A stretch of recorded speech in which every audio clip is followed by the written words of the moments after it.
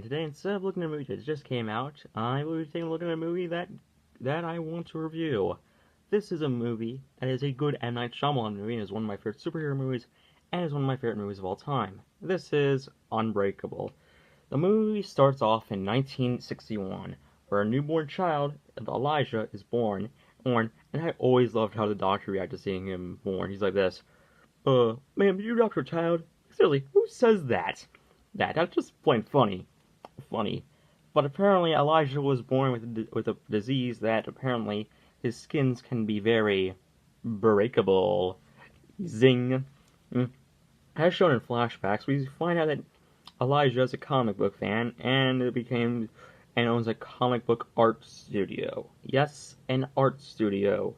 Not a comic book store, a comic book art studio. I'm not gonna lie, I would actually check that out. In present day, we see another Philadelphia boy, David Dunn, who is a security guard and also searching for a purpose in life. He gave up a promising football career to be with Audrey, his wife. But unfortunately, nowadays, him and his wife are not on good terms. Pretty much, their marriage is pretty much at the same state of the DCU right now. Now, before Aquaman came out, heyo, to discuss for their young son, Joseph. When David was getting back from a job interview in New York, his train crashed, killing everyone in the process, with him being the only survivor. Wow, that kind of sucks. Like, seriously, imagine if you were the only survivor of a train crash. Yes. And apparently, he survived. He took no injuries. Okay, is this guy a relative of Luke Cage? Even though I'm not gonna lie, I would watch a crossover between him and Luke Cage. Throw Dan Rand in there, and we can have a new Heroes for Hire TV show. Make it happen, Netflix. Killing everyone. No, sorry. After the funeral, David finds a card on his car windshield from Elijah, telling him if he's ever been sick, and inviting him to his store. Also, apparently, this is revealed where Elijah tells David about his theory that if Elijah represents a person who can be very breakable, then David must represent people who are unbreakable. Cool. So it's a very nice contrast between the two. And he asks David if he's ever been sick before. And David goes around asking people if he's ever been sick. Okay, David, hold the freaking phone. Hold that phone.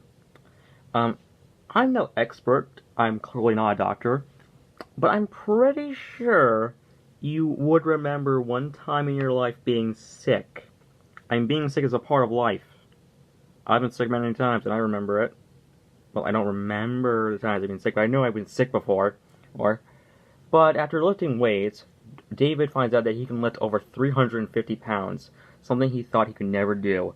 And he starts to bond with his young son, Joseph, and his son thinks he's a superhero. In fact, he even tries to shoot him. You know, this kind of reminds me of something where Ben Affleck was Superman. I don't know, maybe that inspired Zack Snyder to have Batman use guns against Superman. And also, I will review Batman vs Superman later. Just saying. And this is probably one of my favorite scenes in the movie, and is the most popular scene of the movie, besides the ending scene, of course. Anyways, the acting is well done, and it is really nice. And I can actually feel like this family is breaking apart, sort of like how in The Incredibles in that dinner scene. Later on, Elijah tells David that of the comic trope, that a superhero must have at least one weakness, and David thinks his weakness is water, since originally he told his son that he was the young boy who was drowning that day and was made fun of.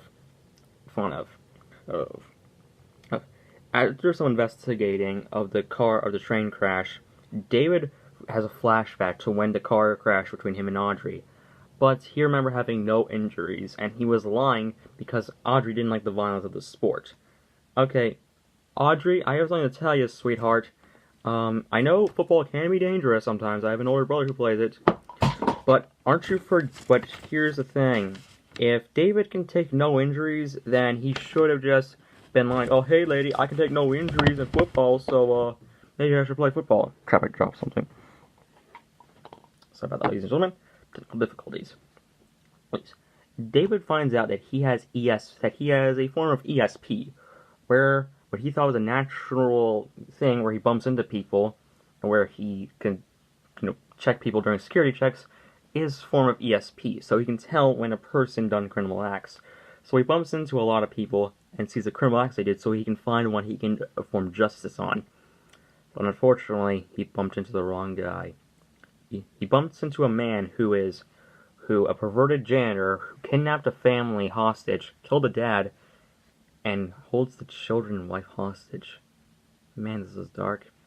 Later that night, David goes after the man, but the man gets the upper hand and pushes him off the balcony in a swimming pool. Before David drowns, he's saved by the children. And I'm not gonna lie, this scene is pretty freaking epic.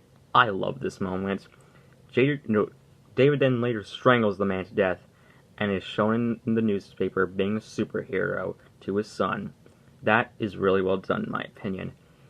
And let's talk about the final moments of the movie, shall we? David goes to Elijah's comic book art studio, where he talks to his mother, when he meets Elijah's mother, who tells him about villains who fight heroes with intelligence, and those who fight people with physical strength. Elijah tells David to meet him in the back, where he asks David to take his hand, and it's all been revealed that the twist was Elijah was the reason all the bad things happened. Train crash, people burning in a fire, and he tries to justify it, saying to David that he only did it just to find David. That is effed up. I know you're Samuel L. Jackson, but still.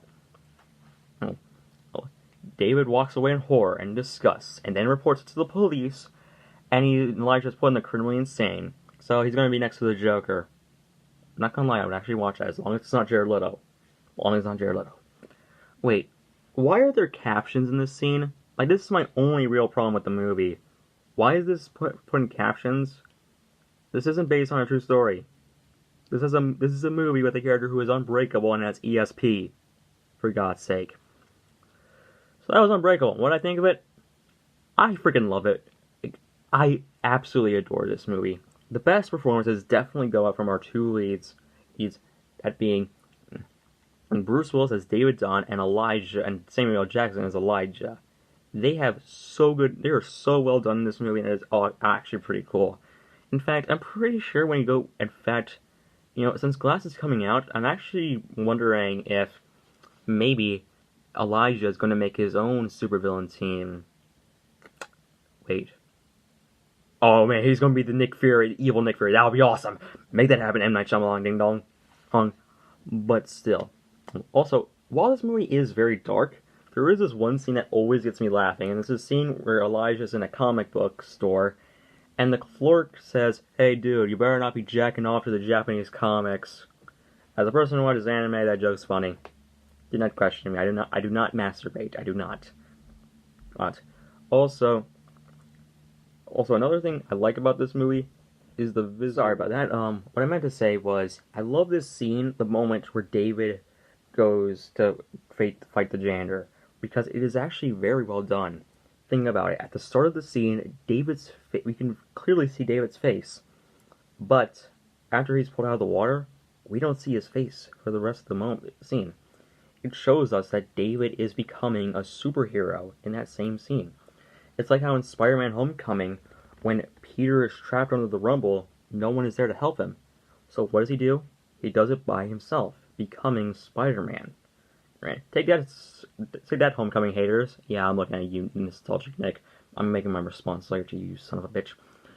But still, also Joseph in this movie, I'm not gonna lie, for a child actor, he's not all that bad.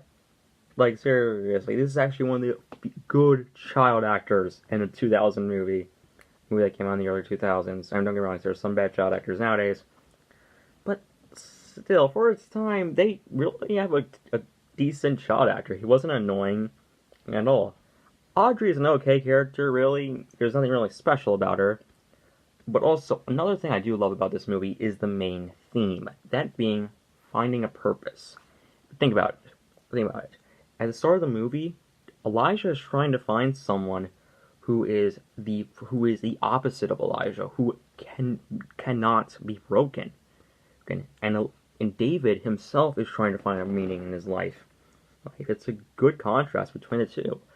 Sort of like how Batman is all dark and gloomy, while the Joker is all colorful and happy. It's a good contrast between the two. Also, I love Elijah's character, how he is a broken man, figuratively and literally.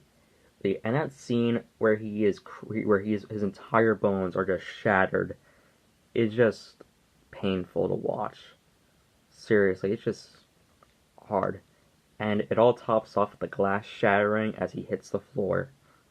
I'm amazed Elijah hasn't been dead. Like, seriously, how many times has his bones been breaking? So he must be dead at least once. I don't care. It's a movie that has an ESP in it. So yeah. So, what do I think of this movie? I'm giving this movie an S rank. This is one of my top 15, this is one of my top 20, if not top 15 favorite superhero movies. Anyways, and it's sad I don't own this movie on Blu-ray. I would totally buy it on Blu-ray, but still. Join me next time as we take a look at its sequel, Split. And I'll explain why it's a sequel. For now, there's someone who needs to see me. So, see you all later, and see you for Split. Bye. So, you wanted to see me? Yes, donkey. Come over here. Shake my hand, donkey. Okay? You son of a bitch. You're a monster. You're the reason why all the Marvel Netflix shows got canceled. You're the reason why Teen Titans Go is still allowed to continue airing. You're the reason why the freaking Teen Titans Go movie got made. I'm going to the cops, and I'm going to have you arrested for 15 years in jail. Hope you have a good time in prison, you son of a bitch. Goodbye.